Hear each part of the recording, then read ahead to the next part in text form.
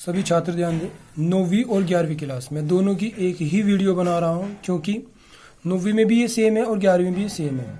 क्योंकि हमने 9वीं में भी पढ़ा द्रव्य का वर्गीकरण और 11वीं क्लास में पढ़ा द्रव्य का वर्गीकरण। तो दोनों में जब समान है तो हम दोनों को एक साथ पढ़ाएंगे। समझ के चलना मैं पढ़ाने क्या जा रहा हूँ। हमारे पास है केमिकल क्लासिफिकेशन। केमिकल क्लासिफिकेशन किसे कहते हैं? केमिकल क्लासिफिकेशन यानी द्रव्य का रासायनिक वर्गीकरण। कल हमने भौतिक पढ़ा था, आज हम पढ़ेंगे रासायनिक वर्गीकरण। सबसे पहले होता है रासायनिक वर्गीकरण निम्न प्रकार का होता है। नंबर 1 होता है शुद्ध पदार्थ। नंबर 1 क्या होता है? शुद्ध पदार्थ। तो शुद्ध पदार्थ किसे कहते हैं? वे पदार्थ जिनकी निश्चित रचना होती है, निश्चित मतलब संरचना होती है, निश्चित उनके बनने की जो प्रक्रिया होती है वो निश्चित होती है, इसको हम चेंज नहीं कर सकते, उसे हम शुद्ध पदार्थ कहते हैं। जैसे ग्लूकोज और वाटर है, ग्लूकोज में C6H12O6 होता है, तो इसमें इनकी संरचना निश्चित है। इसमें 6 कार्बन होते हैं, 12 हाइड्रोजन होते हैं और 6 ऑक्सीजन होते हैं। इसको हम चेंज नहीं कर सकते, इसको हम चेंज नहीं कर सकते, ठीक है।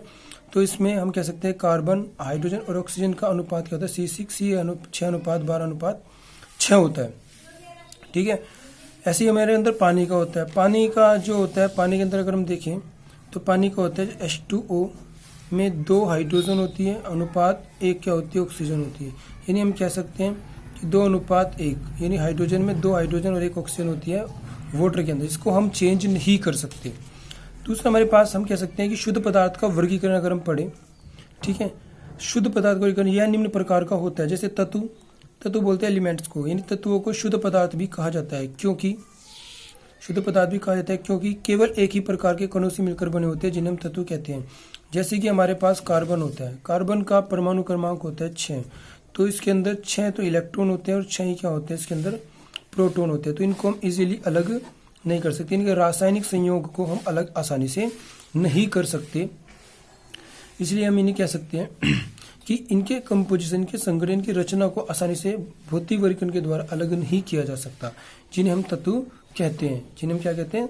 तत्व कहते हैं, जो अवश्य मिलते हैं। लेकिन अगर हम तत्व के वर्गीकरण की बात करें, तत्वों का वर्गीकरण निम्न प्रकार का होता है। धातु, अधातु और एक होती है उपधातु, मेटल, नॉन मेटल और एक मेटोलाइट्स। मेटल किसे कहते हैं? ये कमरे के ताप पर ठोस होते हैं।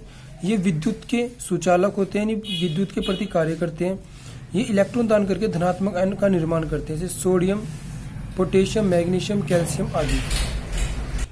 ये सोडियम, पोटेशियम, मैग्नीशियम, कैल्शियम आदि। अगर हम सोडियम की बात करें तो सोडियम का परमाणु क्रमांक 11 होता है। इसमें पहले कोष में 2, दूसरे में 8, फिर उसके बाद 1, तो KLm। तो हमारे पास सोडियम में 11 इलेक्ट्रॉन होते हैं, जिनका वर्गीकरण इस प्रकार होता है 2, 8, 1। पहले कोष में 2, दूसरे में 8, तीसरे में 1 होता है। तो इनकी बाह्यतम कोष में 1 इलेक्ट्रॉन होता है, जिसको ये दान करके निकाल के अपने ऊपर धनात्मक आवेश बनाते हैं। यानी सोडियम ने 1 इलेक्ट्रॉन निकाल दिया तो इसके ऊपर 1 पॉजिटिव आ गया, 2 निकालेगा 2 पॉजिटिव आएगा, इसे बोलेंगे सोडियम पॉजिटिव आयन, इसे बोलते हैं सोडियम धनात्मक आयन। और ये बाह्यतम जो कोष होती है, इसमें लास्ट इलेक्ट्रॉन होता है, उसे हम बाह्यतम कोष यानी आउटर मोस्ट शेल भी कहते हैं। नॉन मेटल किसे कहते हैं? वे ठोस या गैसीय प्रकृति अवस्था में पाए जाते हैं। ये विद्युत के कुचालक होते हैं, विद्युत के प्रति कार्य नहीं करते, इलेक्ट्रिसिटी के प्रति कार्य नहीं करते, जो इलेक्ट्रॉन ग्रहण करके ऋणात्मक आयन का निर्माण करते हैं। फॉर्मेशन बोलते हैं निर्माण करना, निर्माण करते हैं। जैसे कि कार्बन, नाइट्रोजन, ऑक्सीजन में ऑक्सीजन का परमाणु क्रमांक 8 होता है, तो इसकी बाह्यतम कोष में 6 है। ये 8 इलेक्ट्रॉन करने के लिए क्या करता है? 2 इलेक्ट्रॉनों को ग्रहण करता है। जैसे मेरे पास क्या ऑक्सीजन, ये 2 इलेक्ट्रॉन ग्रहण करके क्या कर देगा? O के ऊपर 2 माइनस, यानी जितने इलेक्ट्रॉन ग्रहण करने वाले इधर जुड़ते हैं, निकलने वाले इधर बाहर की तरफ, ठीक है। तो ये क्या अप्रोच, इसमें ये 2 इलेक्ट्रॉनों को ग्रहण कर रहा है, इसलिए इस पे 2 माइनस का चार्ज आता है, ठीक है। क्या आता है? ऋणात्मक आवेश। नंबर 2 अगर हम बात करें अधातु की, अधातु किसे बोलते हैं? सॉरी, उपधातु की। किसी करें उपधातु। तीसरा नंबर हमारे पास क्या है? उपधातु, मेटोलाइट्स। ये धातु अधातु दोनों का काम करते हैं, इलेक्ट्रॉन दे भी सकते हैं, इलेक्ट्रॉन ले भी सकते हैं, दोनों के गुण पाए जाते हैं। जैसे बोरोन है, बोरोन को होता है 5 परमाणु, यानी इलेक्ट्रॉन ले भी सकता है और इलेक्ट्रॉन दे भी सकता है। नंबर बी, ये देखो, एक तो शुद्ध यौगिक में एक तो तत्व थे और दूसरा क्या था हमारे पास? यौगिक। यौगिक वे रासायनिक संयोग, ये तत्व किसका चल रहा है? शुद्ध पदार्थ का वर्गीकरण चल रहा है, ठीक है, रासायनिक संयोग में शुद्ध पदार्थ का।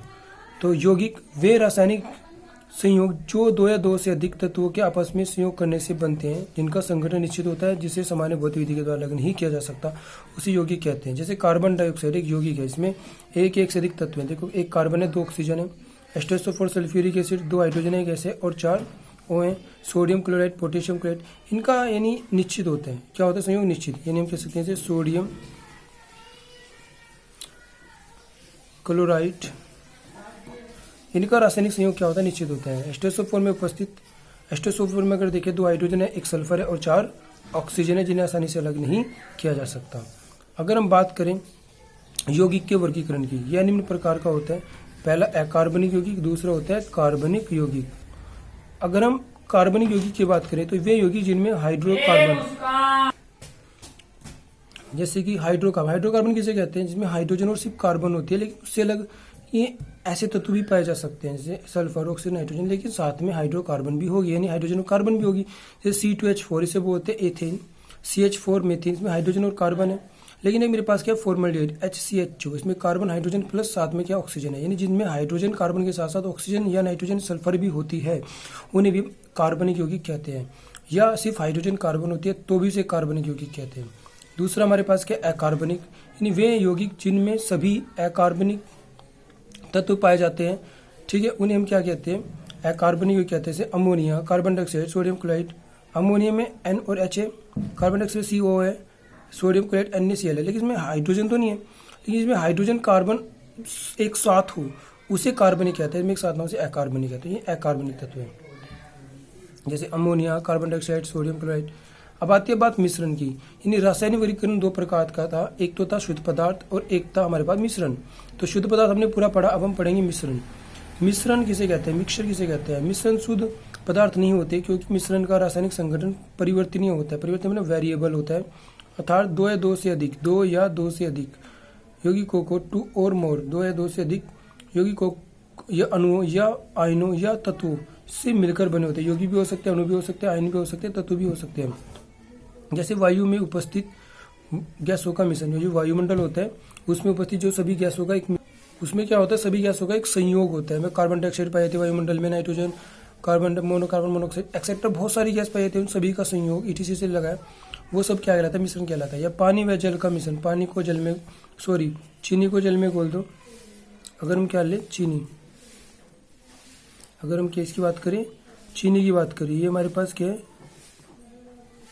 चीनी व जल का जो मिश्रण होता है, चीनी व जल का मिश्रण दोनों को मिला देते हैं तो भी एक मिश्रण बनता है, कि 2 या 2 से अधिक होगी। लेकिन अगर मिश्रण के वर्गीकरण की बात करें तो मिश्रण वर्गीकरण 2 प्रकार होता है, एक समांगी मिश्रण होता है, एक विषमांगी होता है। समांगी किसे कहते हैं? होमोजीनस, वह विलयन जिसके प्रत्येक भाग का संगठन वह गुण समान होता है, समांगी मिश्रण कहलाता है। इस मिश्रण को केवल एक ही तल इसमें पाया जाता है, यानी जैसे पीतल होता है, पीतल अगर ऊपर से नीचे तक देखें तो सब में कण एक साथ जुड़े होते हैं, जैसे जुड़े होते हैं। इस्पात इसे स्टील बोलते हैं। स्टील का जैसे कि मेरे पास गिलास है, तो स्टील गिलास में ऊपर से नीचे तक सभी कण होते हैं, एक ही तल दिखाई देता है, ऐसे नहीं अलग अलग दिखाई देता। जैसे चीनी में जल का मिश्रण, चीनी को मैं जल में घोलता हूँ तो घोलने पर अगर उसको मैं एक ऐसे गिलास में जिसकी मैं आर पार देख सकूँ, यानी कांच का व्हाइट ग्लास की हम आर पार देख सके, तो उसमें अगर चीनी अच्छी तरह से खुली हुई है तो चीनी और जल का एक मिश्रण ऐसा होता है जो क्या होता है? समांगी मिश्रण होता है, जिसमें ऊपर से नीचे तक एक ही जैसी दिखाई देता है, एक ही जैसा रूप दिखाई देना, उसे क्या बोलते हैं? एक तल। ठीक है, जैसे हमें शुगर समझाया कि शुगर और वाटर दोनों को मिक्स कर दिया जाए तो होमोजेनियस मिश्रण बनता है, ऊपर से नीचे तक इसके आर पार देखें तो हमें एक जैसा मिश्रण दिखाई देता है, उसे हम क्या बोलते हैं? समांगी। विषमांगी किसे कहते हैं? विषमांगी होता है वह विलयन जिसमें प्रत्येक भाग का संगठन निश्चित नहीं होता, विषमांगी मिश्रण कहलाता है। और 2 या 2 से अधिक इसमें क्या तल होते हैं। जैसे रेते को पानी में डालो, घोलो, कुछ समय बाद रेता नीचे बैठ जाता है, पानी ऊपर, तो एक पानी का तल हो जाएगा ऊपर की तरफ, एक नीचे रेते का हो जाएगा, तो इसे क्या बोलते हैं? विषमांगी मिश्रण। उसे क्या बोलते हैं? विषमांगी मिश्रण कहते हैं। तो ये 9वीं और 11वीं दोनों के लिए है, दोनों को ये वर्क समझना है और अपनी नोटबुक में करना है।